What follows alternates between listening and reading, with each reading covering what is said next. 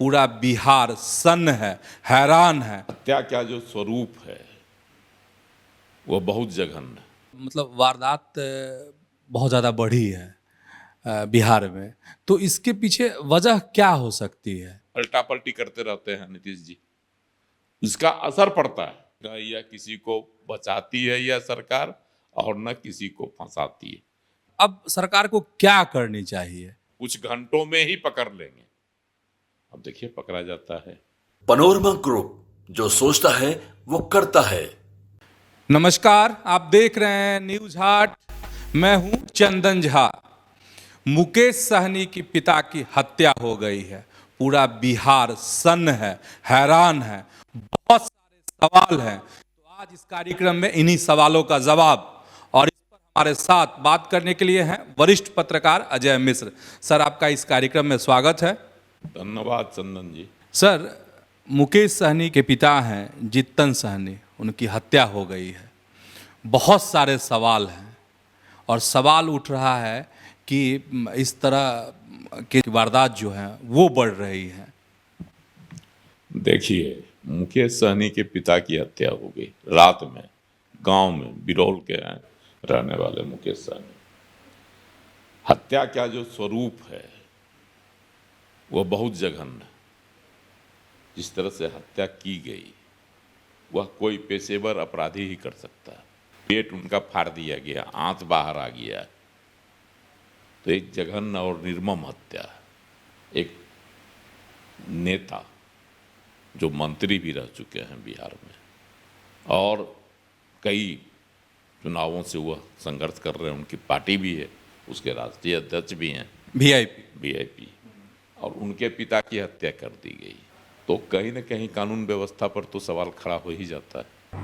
और जिस तरह से पिछले कुछ महीनों से अपराध की जो घटनाएं हैं वो दिनानुदिन बढ़ती ही जा रही है, इस पर लगाम नहीं लग पा रहा कि सरकार की कोशिश रहती है, सरकार का यह रहता है कि नहीं, अपराध पर नियंत्रण किया जाए, अपराध को नियंत्रित किया जा रहा है, अपराध उस हिसाब से नहीं है जैसा कि पहले हुआ करता था, लेकिन अपराध की घटनाओं में जो है लगातार वृद्धि हो रही है। इससे काम नहीं किया जा सकता। सड़क पर महिलाओं का चेन छीनने से लेकर घरों में डकैती तक की घटनाएं हो रही, सरेआम हत्याएं हो जाती।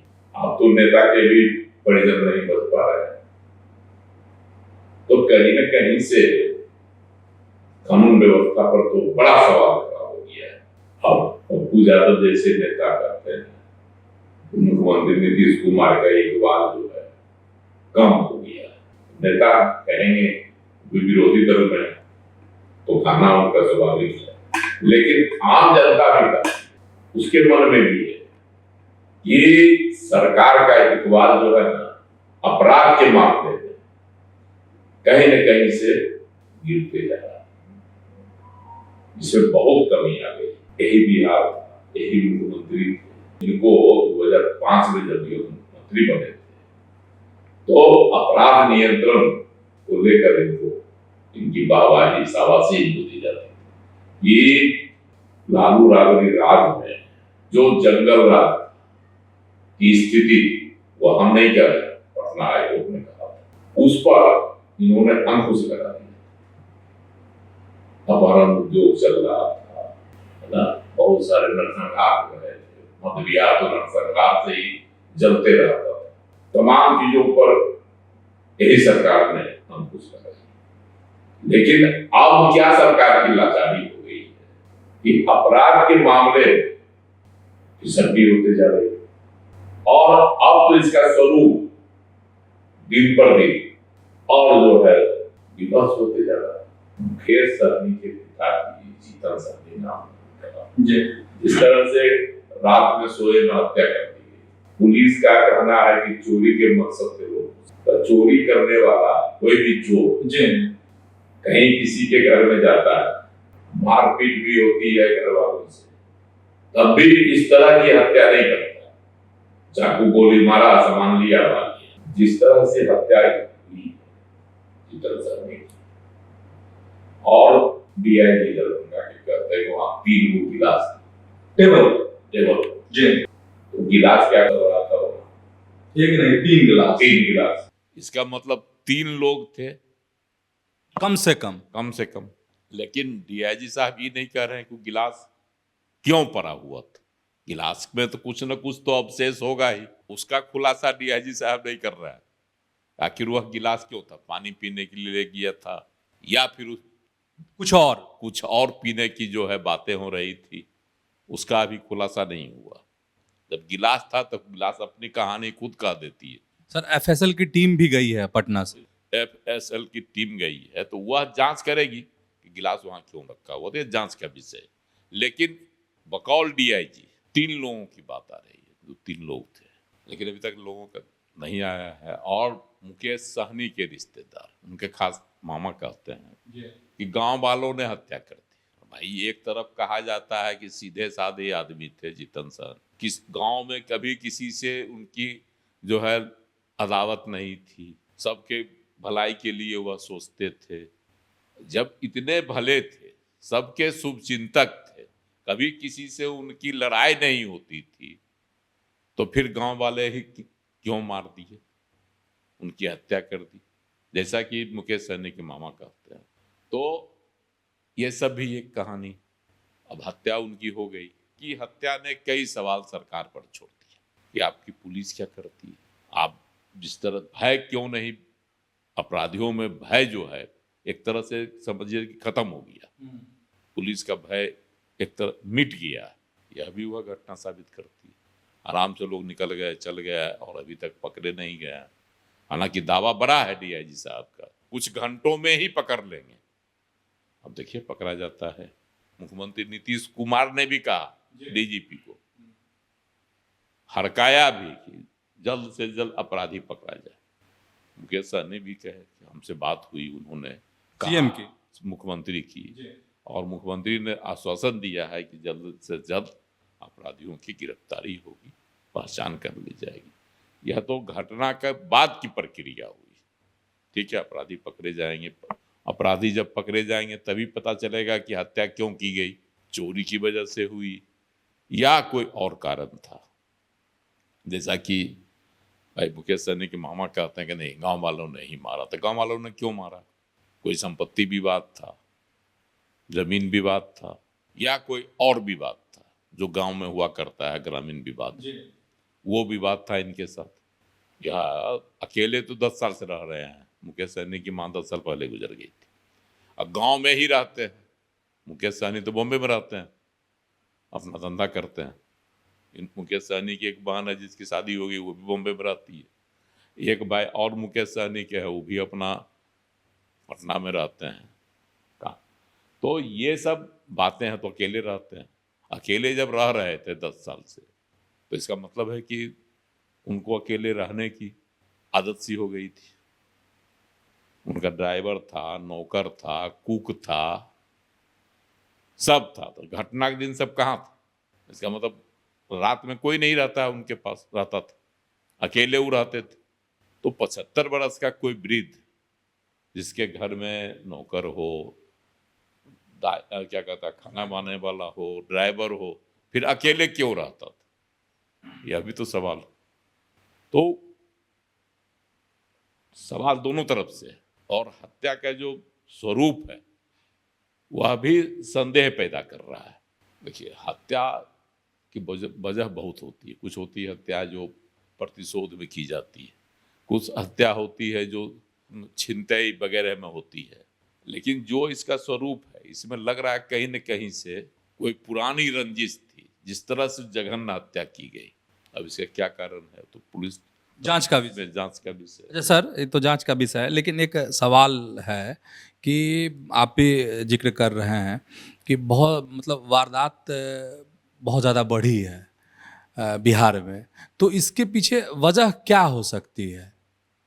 क्योंकि नीतीश कुमार ही मुख्यमंत्री हैं। नीतीश कुमार मुख्यमंत्री हैं और ये अभी ने 18 साल से हैं। इनका अदला बदली जो होता है, मतलब सत्ता का स्वरूप जो बदलते हैं, कभी एनडीए के साथ, एनडीए को छोड़कर महागठबंधन के साथ, तो ऐसा जो इनकी अल्टी पल्टी होती है, इस अल्टी पल्टी का असर प्रशासन पर भी पड़ता है। प्रशासन का भी मनोबल जो है वह डमाडोल होते रहता है। मनोवैज्ञानिक बात है। मनोवैज्ञानिक बात है, डमाडोल होते रहता है, कब इधर रहेंगे कब उधर जाएंगे। तो प्रशासन में दो हमेशा जो राजनीतिक पार्टियां, जो स्थापित राजनीतिक पार्टियां, उनके लोग होते हैं। जैसे भाजपा के लोग हैं, जदयू के लोग हैं, तो राजद के भी लोग हैं प्रशासन में, और कांग्रेस के भी लोग हैं। हर माइंडसेट के लोग। माइंडसेट के लोग होते हैं। तो इस वजह से होता क्या है कि जब हुलमुल में से बदलने की पलटा पलटी करते रहते हैं नीतीश जी, इसका असर पड़ता है प्रशासन पर। हाँ, इसीलिए देखिए कि जो 2015 से जो इन्होंने किया, 17 से पीछे जाके देखिए, 17 के बाद से कानून व्यवस्था के मामले में सरकार को का इकबाल वह नहीं रह पाया जो 2005 से 2010 के बीच में था। उसमें दिनानुदिन गिरावट आई। इसके पीछे मुख्य वजह है ये, मुख्यमंत्री वही है, प्रशासनिक अधिकारी वही है। इस बार तो बहुत कड़क पुलिस अधिकारी को डीजीपी बनाया गया। कहा गया कि बहुत कड़क मिजाज के पुलिस अधिकारी हैं, लेकिन नतीजा क्या है सो देख ही रहे हैं। तो ये चीज जो है, इसके पीछे कारण देखिए, 2017 महीने की सरकार थी, मतलब गठबंधन में गोला रोड में जो हुआ कांड, कहता था कि हम जो है लालू प्रसाद के पोता है।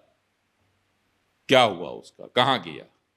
तो इससे क्या होता है कि अपराधियों का मनोबल बढ़ता है, और उसका असर धीरे धीरे धीरे धीरे है ना कानून व्यवस्था पर पड़ता है। और वही जो उसके बाद से देखिए बढ़ते जा रहा है। अभी तक लगाम नहीं लगा पाए हैं नीतीश कुमार जी।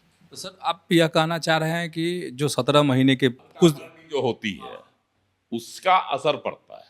तो पिछले बार जो महागठबंधन की सरकार थी, मतलब उस समय मनोबल बढ़ा, जो आप गोला रोड का जिक्र कर रहे हैं कि एक अधिकारी का पीट पीट कर अधमरा कर दिया गया, तो मनोबल बढ़ता है, मन बढ़ूपन आता है।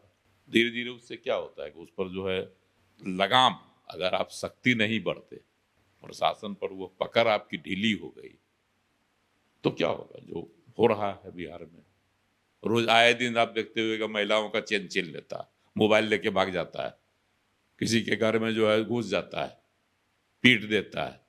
ये घटना होने लगी है ना बिहार में भी। आप तो बेचारे जीतन सहनी जैसे लोगों का पेट चीर कर घर में सोए में मार दिया जाता है। सर अब सरकार को क्या करनी चाहिए? सरकार को लॉ एंड ऑर्डर के मामले में अपना पुराना रुतबा कायम करना होगा, सख्त होना चाहिए। सख्त होना होगा। इसमें हालांकि कहती है नीतीश कुमार की सरकार, और नीतीश कुमार के लोग भी कहते हैं कि न यह किसी को बचाती है यह सरकार, और न किसी को फंसाती है। यह भी सत्य है कि न किसी को बचाती है यह सरकार, न किसी को फंसाती है। लेकिन पुलिस का जो भय पहले था वह कहीं न कहीं कम हुआ है, जिसको स्थापित करना होगा, जो सरकार की जवाबदेही बनती। तो आप समझ गए होंगे कि मुकेश सहनी के पिता की हत्या हुई और उससे जुड़े कौन कौन से सवाल हैं। तो ऐसे ही आप जुड़े रहिए हमारे साथ, देखते रहिए न्यूज़ हाट। धन्यवाद, नमस्कार।